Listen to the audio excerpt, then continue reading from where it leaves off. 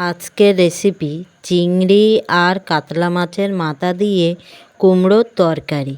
প্রথমে কড়াইতে তেল গরম করে কালো জিরে ফোড়ন দিয়ে পেঁয়াজ লঙ্কা কুচি দিয়ে একটু বাদামি কালার করে চিংড়ি আর মাছের মাথা দিয়ে একটু ভেজে হলুদ গুঁড়ো লঙ্কা গুঁড়ো দিয়ে ভালো করে মিশিয়ে আদা রসুন বাটা সর্ষে জিরে কাঁচা লঙ্কা বাটা পোস্ত বাটা অল্প জল দিয়ে ভালো করে কষিয়ে কুমড়ো দিয়ে নাড়াচাড়া করে ঢাকা দেব।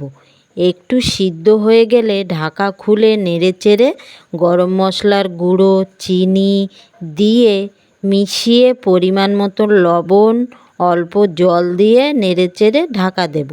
একটু ঝোল কষে এলে ঢাকা খুলে নাড়াচাড়া করে নামিয়ে নেব। তোমাদের ভালো লাগলে লাইক কমেন্ট করে জানিও। ধন্যবাদ।